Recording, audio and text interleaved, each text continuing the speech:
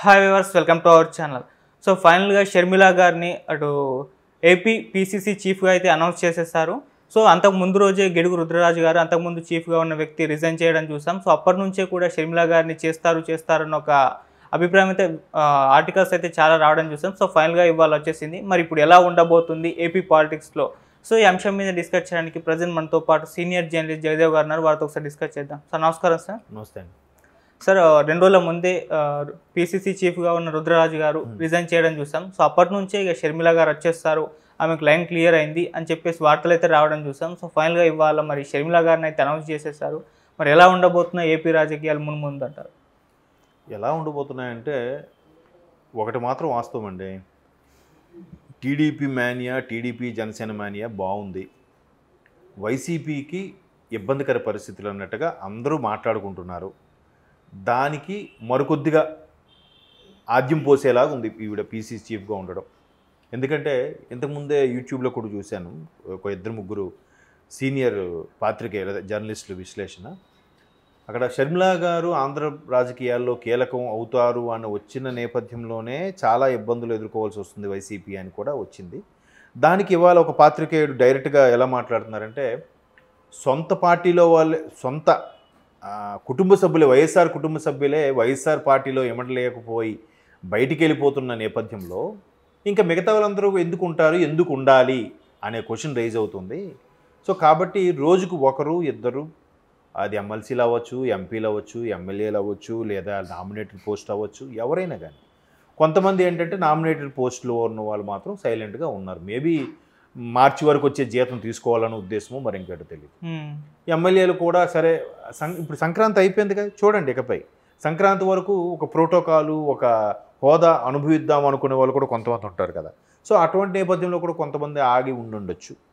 But ఓవరాల్గా అయితే షర్మిల గారు బయటకు వచ్చి తెలంగాణ వెళ్ళిపోయి తెలంగాణలో వైఎస్ఆర్ పార్టీ పెట్టి తర్వాత అక్కడ ప్రభుత్వ వ్యతిరేకంగా బాగా పనిచేసి మొత్తానికి కాంగ్రెస్తో మమేకమై బయట నుండి మద్దతు ఇచ్చి కాంగ్రెస్ ప్రభుత్వం స్థాపించేలాగా అడుగులు వేసడానికి నేను సైతం అన్నట్టుగా ఇవిడ తోడ్పడ్డారన్నట్టుగా వార్తల్లో చూసాం. అది వాస్తవం. సో ఆవిడ కూడా అధిష్టానం పిలిచిన నేపథ్యంలో వెళ్ళినప్పుడు కూడా సుమారుగా ఒక 20 నుంచి 27 స్థానాల వరకు కూడా మేము బయట నుండి మద్దతు ఇవ్వడం, వైఎస్ఆర్ తెలంగాణ పార్టీ పోటీ చేయకపోవడం వల్లే కాంగ్రెస్ గెలిచిందనే సదాభిప్రాయం మా మీద ఉంది. అందుకు మాకు కూడా మమ్మల్ని ఆహ్వానించారు. అయితే ఏంటంటే దీని తర్వాత తెరవెనక వచ్చిన కథనాలు ఏంటంటే, పీసీసీ చీఫ్గా ఉండాలనుకోవట్లేదు, ఎందుకంటే పీసీసీ చీఫ్ చాలా బరువుతో కూడుకున్న, బాధ్యతతో కూడుకున్న పదవి. తద్వారా ఎన్నికల్లో పోటీ చేయాలంటే దానికి తగ్గ తడి కూడా ఉండాలిగా. అవును. ఇప్పటికే మొన్న తెలంగాణ ఎన్నికల నేపథ్యం అయితేనేమి, తెలంగాణ ప్రభుత్వానికి, టీఆర్ఎస్ ప్రభుత్వానికి వ్యతిరేకంగా పనిచేసిన సందర్భంలో చాలా వరకు ఖర్చు పెట్టుకున్నాం, చాలా వరకు కోల్పోయాము. ఎక్కడ ఏ పదవులు ఏమి ఆశించలేదు, ఏమి ఆశించుకుంటే ఎంత నష్టపోయాం. ఇకపై మళ్ళీ పీసీసీ చీఫ్ అంటే ఖచ్చితంగా రాష్ట్ర వ్యాప్తంగా ఉండే అభ్యర్థులకి భరోసా ఇవ్వాలి, వాళ్ళకు కొంత సప్లై చేసి వాళ్ళు గెలిపించుకునే ప్రయత్నం చేయాలి. ఇవన్నీ అంటే గెలుస్తారో లేదు పక్కన పెడితే గెలిపించుకునే ప్రయత్నం చేయాలి. ఇవన్నీ అండ్ మోర్ ఓవర్ ముఖ్యంగా ముఖ్యమంత్రి జగన్మోహన్ రెడ్డి గారి మీదే విసురులు, సెటైర్లు వేయాలి ప్రతిపక్షంకి సంబంధించి, లేదా వేరే పార్టీ కాంగ్రెస్ పార్టీకి సంబంధించి. మరొక వైపు కాంగ్రెస్ పార్టీ నుంచి విభేదించి కాంగ్రెస్ పార్టీలో పడక ఈయనకి ఓదార్పు యాత్రకు పర్మిషన్ ఇవ్వలేదనో, లేదా ముఖ్యమంత్రి చేయలేదనో, వేరే ఇతర కారణాల మీద మొత్తం మీద ఈయనకి బయటకు వచ్చి ఓదార్పు యాత్ర చేయడం, తర్వాత పాదయాత్ర, అనూహ్యంగా ముఖ్యమంత్రి అవ్వడం, ఇవన్నీ జరిగాయి. సో ఇతను కాంగ్రెస్ నుంచి వచ్చిన వ్యక్తే, దాని నుంచి బయటకు వచ్చేసారు కాబట్టి ఖచ్చితంగా శత్రువే. సో అటువంటి శత్రువుతో మళ్ళీ షర్మిల గారు కలవడం.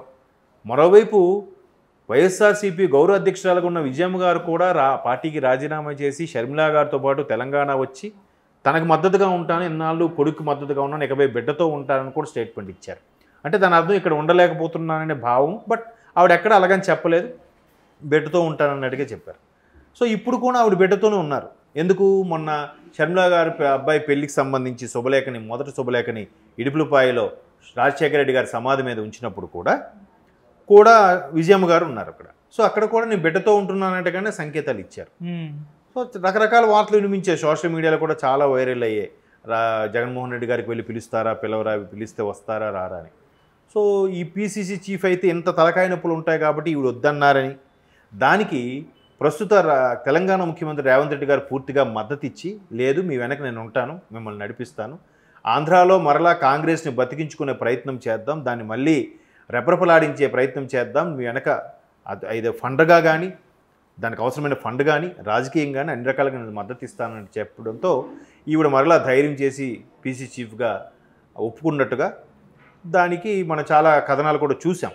ఈ మధ్య తర్వాత ఆవిడ అధిష్టానం వెళ్ళడం, మాట్లాడడం, తర్వాత బ్రదర్ అనిల్ గారు కూడా కొంతమంది ప్రతిపక్ష నేతలతో కూడా సమావేశం అవడం, కలవడం, అన్ని సానుకూల పవనాలు అవ్వడం. మేబీ తర్వాత షర్మిల గారు కూడా వాళ్ళ అబ్బాయి ఇన్విటేషన్ సంబంధించి రేవంత్ రెడ్డి గారిని ప్రత్యేకంగా వెళ్ళి కలవడం, ఆహ్వానించడం, ఇలా చేస్తున్న ఈవిడ ఖచ్చితంగా పీసీసీ అవ్వకముందే పీసీ చీఫ్ అయిపోయే లక్షణాలు కనిపించాయి నా వరకైతే, నా అభిప్రాయం. ఎలా అంటే క్రిస్మస్కే అంటే ఒక అధినేత అంటే ఒక రాజకీయ నాయకురాలు ఎలా ఉండాలంటే అలా ఉండాలన్నట్టు చూపించారు. ఎంతసేపు దుమ్మెత్తిపోయడం, నోటుకు వచ్చిన బూతులు తినడం, వాడు వీడు అనడం కాదు, బయటికి నవ్వుతూ అందరితో స్నేహం చేస్తూనే అందరితో పరిచయం పెంచుకుంటూనే వెనక చేయాల్సింది చేయాలి. ఐ మీన్ రాజకీయ వెనక చేయాల్సిందంటే నా ఉద్దేశం వెన్నుపోటు పడడం కాదు, రాజకీయ పరంగా స్టేజ్ మీద మాట్లాడింది వేరు, సొంతంగా ప్రైవేట్గా ఒకరికొకరు మాట్లాడిపించుకునేది వేరు.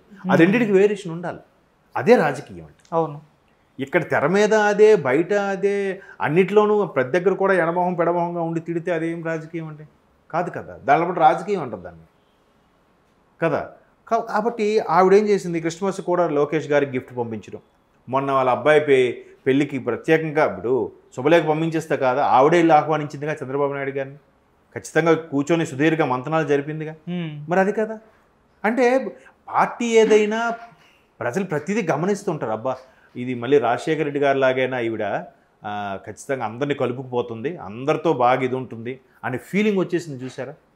అది కదా కావాల్సింది రాజకీయాలకి. ఇప్పుడు కాకపోతే నెక్స్ట్ మళ్ళీ ఎలక్షన్కో, మళ్ళీ ఆపై ఎలక్షన్లకో ఖచ్చితంగా ఒక ఊపు, ఒక క్రేజ్, ఒక అధికారం, ఒక పవర్ తెచ్చుకుంటుందని అనిపిస్తుంది ఆవిడ బిహేవియర్ చూస్తే తెలుస్తుంది కదా. ఓకే, చంద్రబాబు నాయుడు గారు శత్రువా? రాజకీయ పరంగా భావజాలం వేరు. తండ్రి రాజశేఖర రెడ్డి గారు కాంగ్రెసు, ఈవిడ ఇప్పుడు కాంగ్రెసే, చంద్రబాబు నాయుడు గారు టీడీపీ, అంతే. దానికి అక్కడ కక్ష సాధింపులుగా శత్రుత్వంలో కత్తులు దూసే శత్రుత్వం ఏముంటుందండి? ఉండదుగా.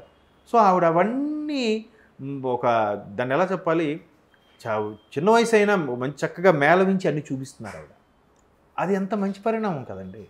చూసే వాళ్ళకి ఎలా ఉంటుంది, అబ్బా చంద్రబాబు నాయుడు గారికి వాళ్ళ అన్నయ్య అంత తిడుతుంటే ఈవిడ వెళ్ళి చేస్తుందిరా, ఎంత చక్కగా లోపల మనసులో ఎలాంటి ఉద్దేశం ఉన్నా బయటికి మాత్రం చాలా చక్కగా నవ్వుతూ ఆహ్వానిస్తున్నారు. అది కదా రాజకీయం, అది కదా తెలివి. నాకైతే ఇంప్రెసివ్గా అనిపించింది ఆవిడ. అంటే ఆవిడ వెనకుండి ఎవరు సలహాలు సూచనలు ఇస్తున్నారనే విషయం పక్కన పెడితే ఆ అప్రోచ్ అనేది చూసారా, అది కావాలి. సో ఇవన్నీ అబ్జర్వ్ చేసే అధిష్టానం ఇచ్చిందేమో, లేకపోతే ఆవిడకన్నా సీనియర్లు చాలామంది ఉన్నారు. ఆయన ఎవరు, చిత్తూరు ఎంపీ గారు చింతా మోహన్ గారు, మాజీ ఎంపీ గారు, ఆయన కూడా వ్యతిరేకించారు. ఇది రాజశేఖర రెడ్డి బిడ్డ, రాజశేఖర రెడ్డి కూడా కాంగ్రెస్లో ఉంటూనే కాంగ్రెస్కి వ్యతిరేకంగా పనిచేసేదని చాలా స్టేట్మెంట్ ఇచ్చారు ఆయన. మొన్న రీసెంట్గా రాజమండ్రి మాజీ ఎంపీ హర్ష్ కుమార్ గారు కూడా ఆవిడ్ని ఎందులో తీసుకోవడం నాకు ఇష్టం లేదు, అధిష్టానం ఆ పని ఎప్పటికీ చేయదన్నట్టు కూడా చెప్పారు. కొంతమంది వాళ్ళ అభిప్రాయ భేదాలని కూడా వెల్లవిచ్చారు బయటికి. బట్ అధిష్టానం ఎందుకు ఆ నిర్ణయం తీసుకుంది? ఎవరికి చెక్ పెట్టితే, ఎలాగ పావులు కదిపితే ఎలాగ మనం సక్సెస్ అవుతాం, ఎలాగ మరలా ఆంధ్రప్రదేశ్లో కాంగ్రెస్ పైకి లేస్తుందని వాళ్ళకి తెలియదా కదా. అంటే వాళ్ళు కూడా 1కి 10 సార్లు ఆలోచించి ఖచ్చితంగా జగన్మోహన్ రెడ్డి అయితే మనతో విభేదించి బయటికి వెళ్ళిపోయారో ఆయనకి చెక్ పెడితే ఖచ్చితంగా మళ్ళీ కాంగ్రెస్ పైకి వస్తుంది, మళ్ళీ కాంగ్రెస్ పైకి రావాలి, మనం నిలబెట్టుకోవాలి, దేశవ్యాప్తంగా ప్రతి రాష్ట్రంలో కూడా కాంగ్రెస్ ఉంది అనిపించుకోవాలి. తెలంగాణ ప్రకటించిన కాంగ్రెస్ని ఆంధ్ర ప్రజలు ఎలాగైతే విద్వేషిస్తున్నారో ఆ విద్వేషం అక్కడికి అది అయిపోయింది, ఎవరి రాష్ట్రాలు వాళ్ళు, ఎవరి బ్రతుకులు వాళ్ళవి అనే వాదంగా మరలా తీసుకెళ్ళాలి అనే కాన్సెప్ట్లో కాంగ్రెస్ ఉంది. కాబట్టి ఈవిడికి పీసీసీ చీఫ్గా ఇవ్వడం అనిపిస్తుంది. దాని తగ్గట్టుగా సమర్థవంతంగా నడిపిస్తారని ఇప్పటి నుంచే అనిపిస్తుంది నాకు. ఆవిడ పార్టీని గెలుచుకుంటారు, సీట్లు సంపాదించుకుంటారని కాదు, ఓటింగ్ పర్సెంట్ పెరుగుతుంది, కాంగ్రెస్ మళ్ళీ పునర్వైభవం రావడానికి టైం పడుతుంది, కానీ వైభవం అయితే వస్తుంది.